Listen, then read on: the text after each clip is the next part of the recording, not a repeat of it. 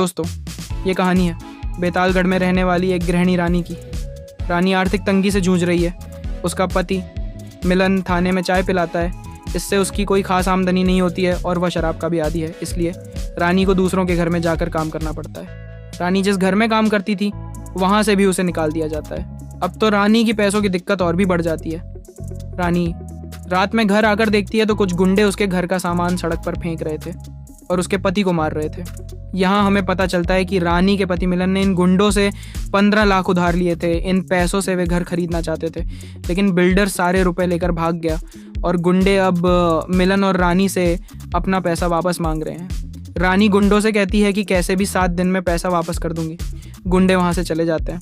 मिलन और रानी की बातों से हमें पता चलता है कि मिलन के पिता की नौकरी उसके छोटे भाई हेमंत को मिल गई थी, इसलिए मिलन अपने छोटे भाई से नाराज़ ही रहता है। और ये बात हम थाने में भी नोटिस करते हैं जब मिलन पूरे थाने के पुलिस वालों को चाय देता है लेकिन अपने छोटे भाई को चाय नहीं देता।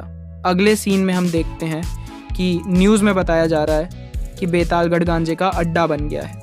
यहाँ लगभग हर नौजवान गांजे का नशा करता है और इसके पीछे हाथ है विक्रम गढ़वाल नाम के एक खतरनाक शख्स का।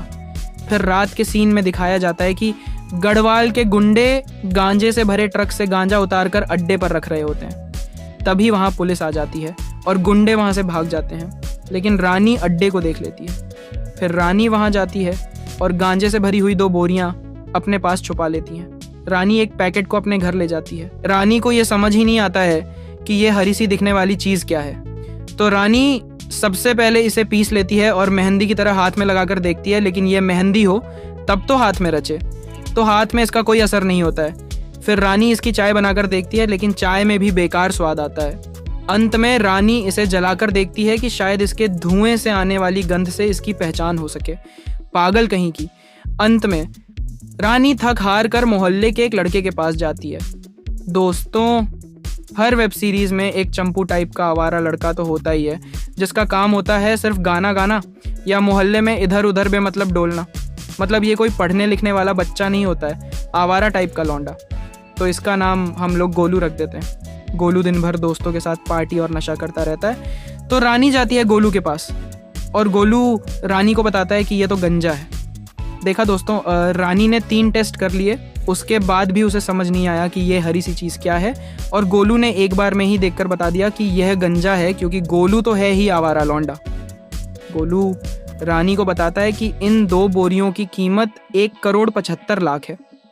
ऑब्वियसली गोलू पढ़ाई लिखाई तो करता है नहीं, तो उसको तो इन सब चीज़ों का भाव पता होगा ही। गांजा, चरस, दारू का लेटेस्ट भाव क्या चल रहा है। तो दोस्तों आगे बढ़ते हैं। अब कहानी में एंट्री होती है एक कड़क दमदार पुलिस ऑफिसर बलराम टोडास की, जिनको स्पेशली गांजे का कारोबार को जड़ से समाप्त करने के लिए इस शहर में भेजा गया है। अगले सीन में हम देखते हैं कि रानी इस गांजे को बेचने के लिए गोलू को बोलती है। अब गोलू रानी को एक छोटे से ड्रग डीलर के पास लेकर जाता है, लेकिन रानी के पास इतना ज़्यादा माल था कि ये डीलर कहता है कि आप लोग मेरे बॉस फ्रेडी से डायरेक्ट डील कर लीजिए। अगली रात गोलू और रानी फ्रेडी से मिलने जाते हैं, लेकिन फ्रेडी डील करने से मना कर देता है। अब रानी के पास गांजे को खुद से बेचने के अलावा और कोई रास्ता नहीं था, और इस काम में उसकी मदद करता है हमारा एक्सपर्ट गोलू। गोलू गांजे की छोटी छोटी पुड़िया बनाता है और दोनों गांजा बेचने लगते हैं। लेकिन कुछ ही दिनों में गढ़वाल को पता चल जाता है कि उसके माल को कोई और बेच रहा है। अब तो गढ़वाल गांजा बेचने वालों यानी रानी की तलाश में लग जाता है, लेकिन चालाक रानी फ्रेडी से डील कर लेती है और पूरा माल उसे बेचने के लिए तैयार हो जाती है, क्योंकि उसे पता था कि गढ़वाल उसे जल्दी ही पकड़ लेगा, इसीलिए वह माल जल्दी बेचना चाहती थी। रानी की परेशानी तब बढ़ जाती है जब फ्रेडी को पुलिस पकड़ लेती है, लेकिन फ्रेडी गढ़वाल का आदमी था, इसीलिए गढ़वाल भी थाने में आकर फ्रेडी को छुड़ा ले जाता है। इधर पुलिस भी जगह जगह गढ़वाल के अड्डों पर रेड मारकर काफ़ी मात्रा में गांजा को जब्त कर लेती है। यानी पुलिस भी अब गढ़वाल के पीछे पड़ गई थी। गढ़वाल के बहुत सारे आदमी जेल में बंद हो जाते हैं, इस कारण उसे भी अपना गांजे का धंधा कुछ समय के लिए रोकना पड़ता है। यहाँ हमें पता चलता है कि गढ़वाल किसी करीम के लिए काम करता है, जो दुबई से ही गैंग को ऑन ऑपरेट करता है। इसी बीच फ्रेडी रानी को बताता है कि वह अपना माल किसी पोतदार को बेच सकती है।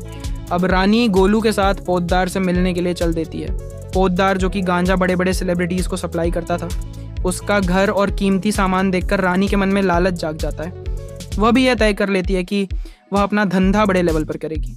रानी ने गढ़वाल का गांजा रखने का अड्डा तो देखा ही था, तो रानी जाती है दोबारा गांजा चोरी करने के लिए, लेकिन इस बार गढ़वाल के आदमी रानी को चोरी करते हुए पकड़ लेते हैं। रानी और इन गुंडों के बीच हाथापाई होती है, जिसमें रानी बच तो जाती है, लेकिन उसका देवर हेमंत रानी को रंगे हाथ पकड़ लेता है और रानी का पैसा भी अपने पास रख लेता है, जो उसे पोद्दार से डील में मिला था। पैसों की चमक देखकर हेमंत, जो कि ईमानदार था, लेकिन वह भी बेईमानी के रास्ते पर रानी का साथ देने के लिए तैयार हो जाता है। अब दोनों देवर भाभी थाने में जब्त किए गए गांजे के माल की चोरी करने का प्लान बनाते हैं, लेकिन स्टोर रूम की चाबी तो मिलन के पास थी। मिलन से चाबी निकालने का जिम्मा रानी लेती है। अगले दिन रानी थाने जाती है और मिलन को अपनी अदाओं में यानी हुस्न के जाल में फंसाकर वह चाबी की छाप साबुन पर ले लेती है और डुप्लीकेट चाबी बना लेती है। यानी अब स्टोर रूम से गांजे की चोरी करना हेमंत के लिए बहुत आसान हो गया था। हेमंत स्टोर रूम से गांजा चुराता, गोलू और रानी उसे मार्केट में बेच देते। ऐसा करके यह लोग बहुत सारा पैसा कमाने लगे। एक दिन रानी और हेमंत यह प्लान बनाते हैं कि गढ़वाल के गोदाम पर पुलिस की रेड लगवा दें, जिससे सारा गांजा जब्त हो जाएगा और फिर उस गांजे को पुलिस स्टेशन से चोरी किया ही जा सकता है। और होता भी ऐसा ही है। हेमंत गढ़वाल के अड्डे के बारे में इंस्पेक्टर बलराम को बता देता है। बलराम तो ऐसे भी गढ़वाल के पीछे पड़ा ही था। इंस्पेक्टर बलराम तुरंत ही गढ़वाल के अड्डे पर रेड मार देता है और उसका सारा माल पकड़ा जाता है, लेकिन स्टोर रूम में आग लग जाती है। बलराम को पता चल जाता है कि यह आग हेमंत ने लगाई है। इंस्पेक्टर बलराम हेमंत को बहुत डांटता है। इधर पोद्दार भी गढ़वाल को बता देता है कि उसका माल रानी ने ही चुराया था, तो गढ़वाल और उसके गुंडे रानी को पकड़ने के लिए उसके घर आ जाते हैं, लेकिन रानी भी बहादुरी से उनका सामना करती है और वहाँ से बचकर भाग जाती है। दोस्तों, कैसा विलन है ये गढ़वाल ससुर। 2 आदमी मिलकर भी एक महिला को नहीं पकड़ पाए। खैर, आगे बढ़ते हैं। रानी गढ़वाल के घर में गांजा छुपा देती है।